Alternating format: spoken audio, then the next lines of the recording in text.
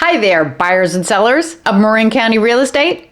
In this video, I'll bring you the latest and greatest market report for the first week of July in stunning Marin County. There was a house that sold for 60% above list price. I'm going to show that to you in this video.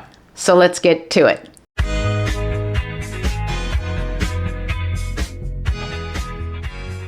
So first of all, a quick update on my availability. If you're looking to buy or sell a home in Marin, I can take on 1 or 2 more clients. Let's talk about something that both buyers and sellers are curious about, the inventory. So on this chart that's behind me, the light green bars are how many homes were for sale, our inventory, between May 2019 and May 2023. As you can see, overall, inventory has gone way down over the years.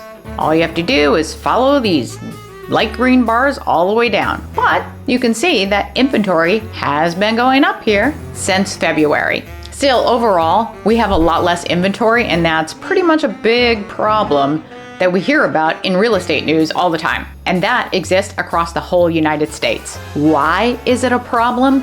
Well, it's a problem for buyers, but it's an advantage for sellers. It's an advantage for sellers because it's probably what's keeping prices from falling as much as they should based on the math behind mortgage rates going up, which pretty much ate away about 30% of purchasing power for buyers. So many analysts expected prices to drop about 30%, but that isn't happening because of simple supply and demand that you can see here with this inventory. There's just a lot of buyers chasing that smaller amount of inventory.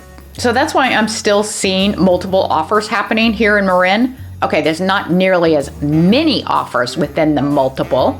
We're not getting 20, but it's still enough to keep the prices up and to get people making offers for really the most that they can afford. So it's still a great time for sellers. I want to get to the other statistics. If you'd like me to explain on a later video why inventory is likely down and when and how I think it's going to change, comment below and write the word inventory. So regarding our inventory, as of Wednesday, July 5th, there were 324 homes for sale in Marin, which is down from the last week. Still, right now, through yesterday, we can see a drop in June inventory and so far in July.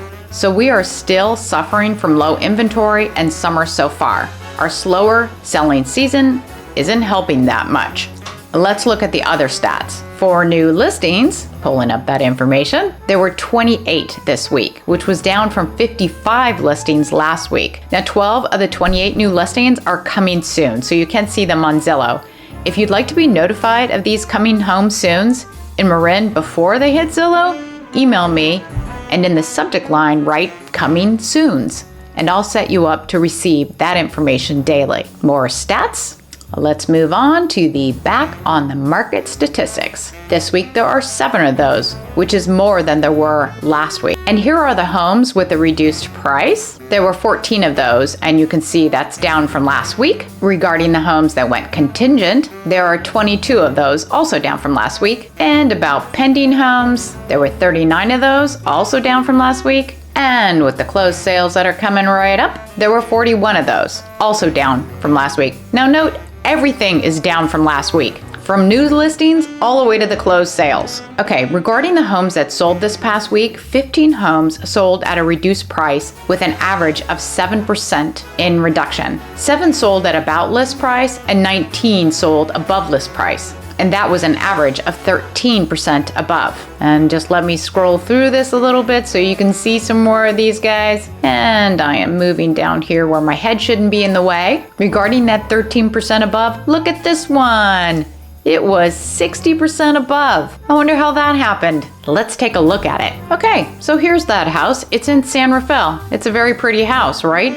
So it was originally listed at $1,880,000, and yet it's sold for $3,010,000. It's a nice looking house, we can see that. So why did this house sell for so much? Well, I can tell you right off that there were 10 offers on this house, which suggests right away that the house was priced under what it actually was worth. I have another way to look up what it potentially was worth, so let me do that. I do this kind of stuff every day. Okay, so here's some information from the National Association of Realtors. A bit better than a Zestimate.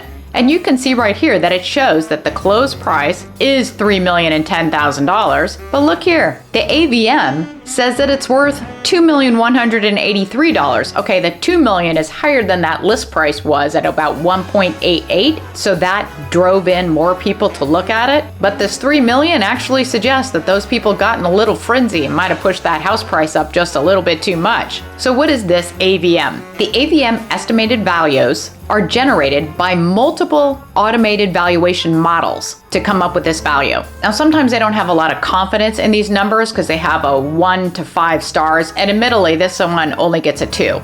So even the National Association of Realtors isn't completely confident about the number that they're spitting out here. So if you just bought that house, you'll feel better because of that. In any event, a 60% increase in the sales price really skewed our numbers on that average of being up 13%. Without just that one sale, the average price on the homes that sold above list price sold at 10% above, not 13. And now we are looking at the homes where the sellers reduced the price. And this week there were 14 of those, which was less than last week. And they range from a decrease of 33% to something statistically less than 1%, and they average 8% of a decrease.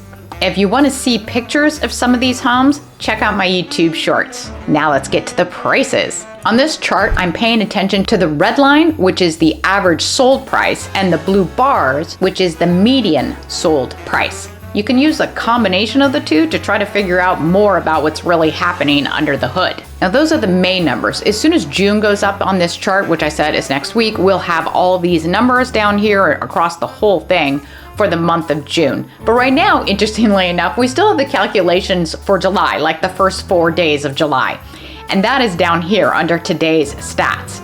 And what we see is for July, the median sold price went up 27%, and the average sold price went up 9.5%. Now, first of all, this is only 4 days, but second of all, what it really shows us, since the median price went up so much, is that higher price homes sold in these first 4 days of July, and that pulled the average up too. So we're not gonna learn a lot from this. It'll be a lot more interesting to have the numbers for June, the whole month, next week. So by the way, if you have any questions about this information or you're ready to make a move, reach out to me. I love to help people just like you make a smart move. I am here to help you navigate the exciting world of real estate. Have a great day.